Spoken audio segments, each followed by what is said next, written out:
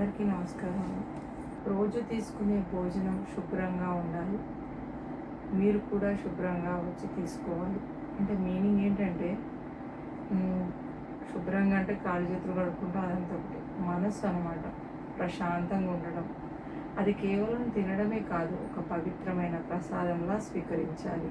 శాస్త్రంలో కూడా ఆహారాన్ని ప్రసాద బుద్ధితో స్వీకరించాలని చెప్పారు.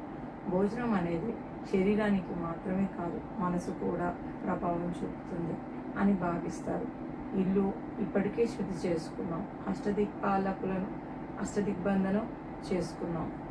అదే శుద్ధిని అంటే భోజనాన్ని శుద్ధి చేసే సమయం ఎలా చేయాలి, ఎందుకు చేయాలి, ఎలా చేయాలనే చెప్పుకున్నాం. ఎందుకు చేయాలనేది మనం గతంలో చెప్పుకున్నట్టుగా సకారాత్మక శక్తి, నకారాత్మక శక్తి అనేది ఉంటుంది. సకారాత్మక శక్తి అంటే ప్రేమ, దయ, కరుణ, కృతజ్ఞత, వినయం, క్షమ, ధైర్యం ఇవన్నీ.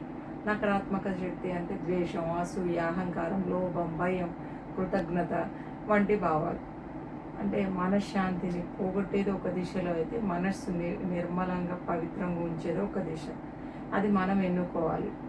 ఇంకొకటి ఏంటి, మన శరీరం స్వీకరించే సమయము అంటే మనం భోజనం కానీ ఏది కానీ మనం ప్రశాంతంగా ఉండకుండా చేసే పని ఫస్ట్ పని చేయదు. రెండోది ఏంటి, భోజనం ప్రశాంతంగా శ్రద్ధగా తీసుకుంటే అది మనలో సరిగ్గా గ్రహించబడుతుంది. శాస్త్ర భావన ప్రకారం శుద్ధమైన ఆహారం, శుద్ధమైన మనసు, శుద్ధమైన ఆలోచనలు అన్నీ చెప్పారు. దానివల్ల ఆరోగ్యం బాగుంటుంది, మనసు స్థిరంగా ఉంటుంది, మంచి ఆలోచనలు వస్తాయి.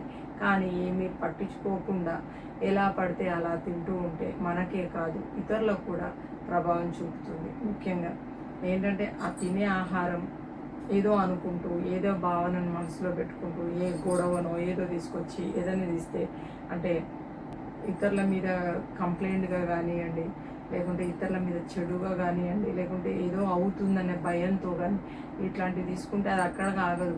అది జీర్ణమైపోయే వరకు ఎఫెక్ట్ పడుతుంది. ఫస్ట్ అయితే ఎక్కడ పడుతుంది, మన ఇంట్లో వాళ్ళ మనుషుల మీద పడిపోతుంది. ఇమీడియట్గా వాళ్ళకి ఆ ప్రభావం పడుతుంది. అందుకే వండేవాళ్ళు కూడా పవిత్రంగా ఆలోచిస్తూ ఉండాలి, తినేవాళ్ళు కూడా అట్లాగే తినాలి. చిన్న పిల్లల తల్లులు, బాలింతలు, ఇంట్లో పెద్దవాళ్ళు వీళ్ళ మీద ప్రభావం ఎక్కువగా పడుతుంది. ఎందుకంటే వాళ్ళు మన మీద ఆధారపడి ఉంటారు కాబట్టి. ఈ పద్ధతులు పాటిస్తే మనకే కాదు వాళ్లకు కూడా ఉపచారం చేసినట్టే, ఒక సహాయం చేసినట్టే. భోజనాన్ని శ్రద్ధగా, శుభ్రంగా, ప్రశాంతంగా స్వీకరించాలి అని చెప్తున్నారు.